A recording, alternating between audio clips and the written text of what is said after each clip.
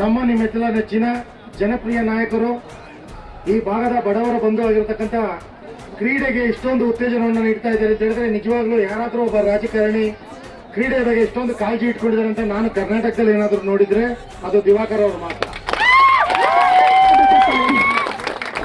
ಯಾಕೆಂತಂದ್ರೆ ಇವಾಗ ಹೇಳಿದ್ರು 2 ಲಕ್ಷ ರೂಪಾಯಿಗಳನ್ನ ತಾಲೂಕು ಮಟ್ಟದಲ್ಲಿ ಇಟ್ಟಿರತಕ್ಕಂಥದ್ದು.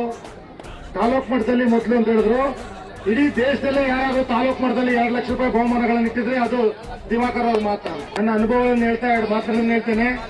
ಇಂಥ ಒಬ್ಬ ಯುವ ನಾಯಕರು ನಿಮ್ಮ ಒಂದು ಸಂಡೂರಿಗೆ ಸಿಕ್ಕಿರೋದು ನಮ್ಮೆಲ್ಲರ ಭಾಗ್ಯ ಅಂತ ಹೇಳಕ್ ಇಷ್ಟಪಡ್ತೇನೆ. ಯಾಕೆಂತಂದ್ರೆ ಇವತ್ತು ಒಂದು ಎಲೆಕ್ಷನ್ ಟೈಮ್ಗಳಲ್ಲಿ ಬಂದು ತಮ್ಮ ಹತ್ರ ಏನ್ ಬೇಕೋ ಆಶ್ವಾಸಗಳನ್ನ ಕೊಟ್ಟು ಕುರ್ಚಿಯನ್ನು ಇಟ್ಕೊಬಹುದು. ಆದ್ರೆ ಏನು ಇಲ್ದಿರೋ ನಾನು ಎಲ್ಲಾ ಮಾಡ್ತೀನಿ ಅಂತ ಮುಂದೆ ಬಂದಿರತಕ್ಕಂಥ ಎಲ್ಲಾ ಕ್ರೀಡೆಗಳನ್ನು ಯಾವ್ದ್ರಲ್ಲೂ ಆರ್ಗ್ಯುಮೆಂಟ್ ಮಾಡಬೇಡಿ. ಇವ್ರಿಗೆ ಹೆಸರನ್ನು ತನ್ನಿ.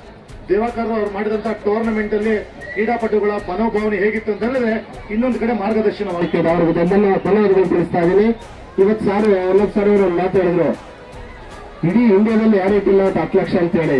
ನಮ್ಮ ಇಲ್ಲಿ ಸಂಡೂರು ಕ್ಷೇತ್ರ ಅಂದ್ರೆ ಮೈನಿಂಗ್ ಓನರ್ಸ್ ಏನು ದೊಡ್ಡದಲ್ಲ ಸರ್. ಇದು ಎಲ್ಲ ಬಡತನದಿಂದ ಇರ್ತಕ್ಕಂಥ ಯುವಕರು, ಆದ್ರೆ ಒಳ್ಳೆ ಟ್ಯಾಲೆಂಟ್ ಇರ್ತಕ್ಕಂಥ ಯುವಕರಲ್ಲಿ.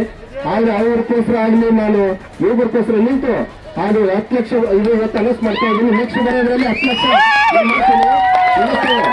ಸಂಡೂರು ಆಸ್ತಿ ಅಂತ ಇದ್ರೆ ಅದು ಇಲ್ಲಿ ಇರ್ತಕ್ಕಂಥ ಎಲ್ಲ ಯುವಕರೇ ಅವ್ರ ಸಲುವಾಗಿ ನಾನು ಇದೀನಿ ಅಂತ ಹೇಳಿ ಮಾತು ಕೊಡ್ತಾ